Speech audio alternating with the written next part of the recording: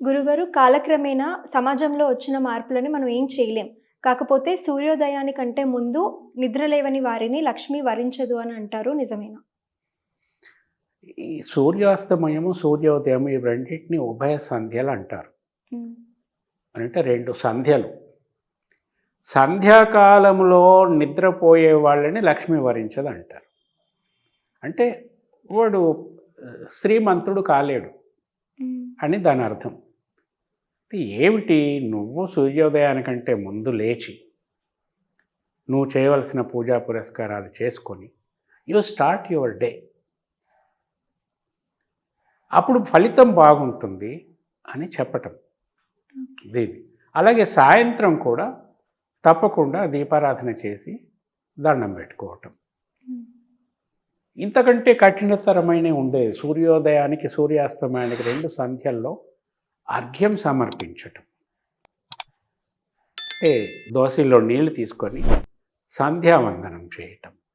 ఉదయం సంధ్యావందనము, సాయంత్రము సంధ్యావందనం. ఉభయ సంధ్యలు అన్నాం కదా. హ్మ్.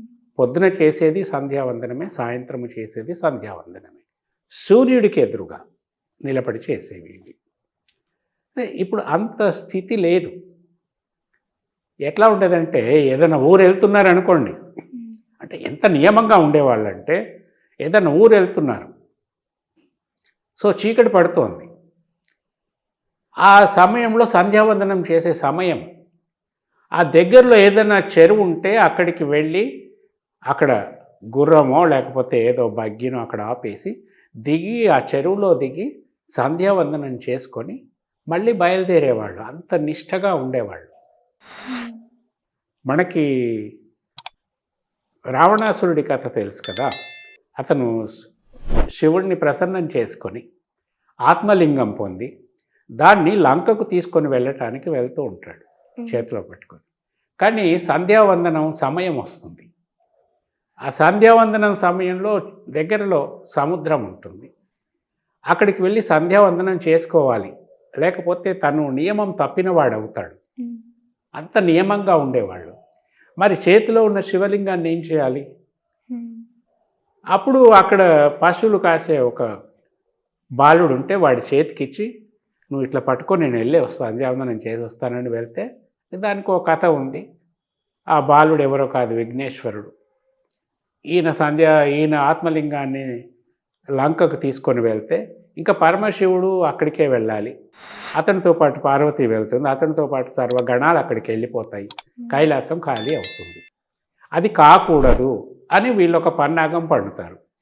ఈ సంధ్య అవుతుంది, సంధ్యావందనానికి ఎట్లాగో రావణాసురుడు వెళ్తాడు, భూమి పైన పెడితే మళ్ళీ తీసుకోవటం కష్టం, అది రాదని చెప్పేస్తారు. భూమికి ఆకర్షింపబడి ఉండిపోతుంది అట్లా. సో ఈ బాలుడికి ఇచ్చిపోతాడు, ఆయన ఏదో 1, 2, 3 అంటాడని భూమి మీద పెట్టేస్తాడు. ఆ సంధ్యావందనం అనేది అంత నియమంగా పాటించేవాళ్ళు. అంత కష్టపడి సంపాదించుకున్న శివలింగాన్ని కూడా ఒక బాలుడికి ఇచ్చి ఆ సమయానికి సంధ్యావందనం చేసుకోవటానికి వెళ్తాడు రావణాసురుడు. అంటే ఇప్పటికీ ఉన్నారు అట్లాంటి వాళ్ళు, లేరని నేను అనటం లేదు, కానీ చాలా అరుదుగా ఉన్నారు ఆ సమయం పాటించేవాళ్ళు. నేను ఎక్కడి నుంచో ఎక్కడికో వెళ్తున్నాను ట్రైన్లో, అది సెకండ్ ఏసీ అనుకుంటాను. అమెరికా నుంచి ఒక ఫ్యామిలీ వచ్చారు. వాళ్ళతో పాటు వాళ్ళ తండ్రి గారు ఒక వృద్ధుడు ఉన్నారు. ఉదయం 5 అవుతుంటే ఆయన లేచి, అది ఏసీ కంపార్ట్మెంట్ కదా, కొంచెం బాత్రూమ్ క్లీన్గానే ఉంటుంది, అక్కడికి వెళ్ళేసి స్నానం చేసేసి ఆ నీళ్లు బాటిల్లో తీసుకొని వచ్చి దోసట్లో పోసుకొని డోర్ దగ్గర నిలబడి ఉదయించే సూర్యుడికి అర్ఘ్యం వదులుతున్నాడు ఆయన. అబ్బా, ఈ కాలంలో కూడా ఇట్లాంటి వాళ్ళు ఉంటారా అనిపించింది.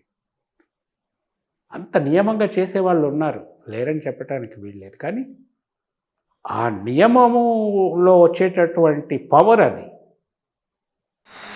అయితే ఇప్పుడు ఏమైపోయింది, షిఫ్ట్ డ్యూటీలు ఉన్నాయి, morning shift, evening shift, general shift, ఇవన్నీ డ్యూటీసు. రాత్రి 10 గంటలకి డ్యూటీ ఎక్కితే పొద్దున 6 గంటలకు డ్యూటీ అయిపోతుంది. అప్పుడు ఇంకా ఒక్కోసారి సూర్యుడు కూడా ఉదయించడు. హ్మ్. ఈ రాత్రంతా పని చేసిన వాళ్ళు అప్పటికప్పుడు సంధ్యావందనం ఎక్కడ వదులుతారు? మళ్ళీ వీడు నైట్ డ్యూటీ అంతా చేసేసి వచ్చి ఇంటికొచ్చేసి పడుకుంటారు. ఇప్పుడు సాఫ్ట్‌వేర్ వాళ్ళని చూస్తున్నాము. విదేశాల్లో ఉండే కాలమానం ప్రకారము వాళ్ళకి పొద్దయితే మనకు రాత్రి. వాళ్ళ వర్కింగ్ అవర్స్ ప్రకారం మనం పని చేయాలి కాబట్టి రాత్రి నైట్ డ్యూటీస్ చేస్తూ ఉంటారు. ఇంట్లో ఉండి కూడా చేస్తారు. పొద్దున తెల్లవారుజామున పడుకుంటారు. హ్మ్. ఎప్పుడో 10, 11 గంటలకు లేస్తారు. కష్టపడుతున్నారు. కానీ ఈ నియమాలన్నీ పాటించటం లేదు. ఒకటి ముఖ్యమైన విషయం ఏంటంటే మనకి ఒక ఖచ్చితమైన లక్ష్యం ఉండాలి. నువ్వు గొప్ప సైంటిస్టు కాదలుచుకున్నావా, గొప్ప శ్రీమంతుడివి కాదలుచుకున్నావా, గొప్ప టెక్నీషియన్ కాదలుచుకున్నావా, ఏదన్నా ఒక దేంట్లో ఏ ఫీల్డ్లోనైనా నువ్వు ఇంత గొప్పవాడివి కావాలని ఒక లక్ష్యం నీకు బలంగా ఉంటే ఆ లక్ష్యం కోసం పని చేయాలి. రాత్రింబవళ్ళు పని చేయవలసిందే. అప్పుడు నియమాలన్నీ మనం పాటించలేము. ఒక సైనికుడు ఉన్నాడు, ఎక్కడ పూజ చేసుకుంటాడు, ఎక్కడ సంధ్యావందనం చేస్తాడు, అడవుల్లో పడి ఎక్కడ పడితే అక్కడ తిరుగుతూ ఉండాలి రాత్రంతా. వాళ్ళ డ్యూటీ అది, దేశాన్ని రక్షించటం. అటువంటప్పుడు ఏమిటంటే ఆ దేశాన్ని పరిపాలించే రాజు నియమం తప్పకుండా ఈ సైనికులందరి తరఫున తను ఉభయ సంధ్యల్లో అర్ఘ్యం వదిలేవాడు. అంతేకాకుండా చాలా నియమంగా ఉండటం వల్ల ఆ బలం, ఆ స్ట్రెంగ్త్ ఏదైతే ఉంటుందో అది వీళ్ళందరికీ వర్తిస్తుంది. రాజులు అట్లా నియమంగా ఉండేవాళ్ళు, మంత్రులు, సేనాధిపతులు వీళ్ళందరూ. ఎందుకంటే ఈ మొత్తం సైన్యం తరఫున వాళ్ళు ఇవన్నీ ఆచరించేవాళ్ళు. వ్రతాలు, హోమాలు, యజ్ఞాలు, ఈ ఉభయ సంధ్యల్లో అర్ఘ్యం వదలటం, ఇవన్నీ. అట్లాగే మన ఇంట్లో మనం ఎంత బిజీగా ఉన్నా ఏమున్నా కూడా ఇంట్లో ఒక పెద్ద దిక్కు, ఇలా ఇంట్లో ఒక మనిషి ఎవరో ఒకరు వీటిని నియమంగా పాటించటం పెట్టుకుంటే అది ఆ ఇంట్లో మొత్తం కుటుంబానికి ఎంతో కొంత ఉపయోగపడుతుంది. లక్ష్యం గట్టిగా పెట్టుకున్న వాళ్ళు ఇది తూచా తప్పకుండా పాటించాలి. సపోజ్ ఒక మనిషి ఉన్నాడు, అతను గొప్ప యాక్టర్ అవ్వాలనుకున్నాడు, అతను గొప్ప స్థితిమంతుడు కావాలనుకున్నాడు. అంబానీని చూడండి, I have seen Ambani statement. ఎప్పుడు కూడా సూర్యోదయం అప్పుడు, సూర్యాస్తమయం అప్పుడు ఆయన బెడ్లో ఉండడంట, మెళకునే ఉంటాడంట. ఎన్నో సంవత్సరాలు బట్టి అట్లా చేస్తున్నాడంట ఆయన. కాబట్టి అతడు స్థితిమంతుడయ్యాడు. ఇదంతా నేను చెప్పటం లేదు. కానీ ఒక లక్ష్యం ఉన్నప్పుడు దానికి కావాల్సిన నియమాలు తెలుసుకొని అట్లా ఫాలో అయితే మానసిక బలం పెరుగుతుంది. ఈవెన్ యోగి ఉన్నాడు ఇప్పుడు, ఉత్తరప్రదేశ్ ముఖ్యమంత్రి. ఆయన 3:30కు లేస్తాడని దినచర్య అందరికీ తెలిసిందే. ఎప్పటి నుంచో ఆయన చీఫ్ మినిస్టర్ కాక ముందటి నుంచే ఒక యోగి కదా. పొద్దున 3:30కు లేవటం అతని నియమం. 3:30కు లేచి కావాల్సిన పనులన్నీ చేసేసుకొని, ధ్యానము ఇవన్నీ చేసేసుకొని 7 గంటలకో ఎప్పుడో ఆయన ఆఫీస్కి వస్తాడు. ఎన్టీ రామారావు గారు ఉన్నారు, ఆయన కూడా అంతే. 3:30కు లేచి అన్ని కార్యక్రమాలు చేసుకొని 5:30 నుంచే is available in the office పొద్దున. మళ్ళీ రాత్రి 9 అయిందంటే ఎవరితో మాట్లాడేవాళ్ళు కాదు. 9 గంటలకు తినేయటం, పడుకోవటం, పొద్దున 3:30కు లేవటం. ఇది వాళ్ళ దినచర్య. అంటే ఉభయ సంధ్యల్లో సూర్యుడు ఉదయిస్తున్నప్పుడు, సూర్యుడు అస్తమించినప్పుడు కూడా వీళ్ళు యాక్టివ్గా ఉండి ఒక పద్ధతిలో ఆరాధన చేసుకునేవాళ్ళు. సో వీళ్ళంతా గొప్పవాళ్ళు అయ్యారు కదా. ఈవెన్ నరేంద్ర మోడీ మన భారత ప్రధానమంత్రి. సో మీకు ఒక లక్ష్యం ఉన్నప్పుడు ఇవన్నీ పాటించండి. మనకు లక్ష్యం లేదు, పెద్దగా లైఫ్లో ఇంట్రెస్ట్ లేదు, పెద్దగా పట్టించుకోవటం లేదు, ఇవన్నీ నమ్మకాలు లేవు, వదిలేయండి. Don't worry about it. If you want to become something, ఇవి పాటించండి. మీకు కేవలము లక్ష్మీ అనుగ్రహమేనే కాదు, ఆత్మానుగ్రహం. ఆత్మానుగ్రహం ఉంటే సర్వము అనుగ్రహం వచ్చినట్టే మనకి. ఆత్మానుగ్రహం అంటే అది మనలో ఉండే ఆత్మ మనల్ని అనుగ్రహించటం. అంటే మనకి మనమే అనుగ్రహ ప్రాప్తులం అవుతే అంతకంటే మించింది ఇంకొకటి లేదు. ఎందుకంటే ఎప్పుడు మనసులో మనల్ని మనం ఎప్పుడు విమర్శించుకుంటూనే ఉంటాం.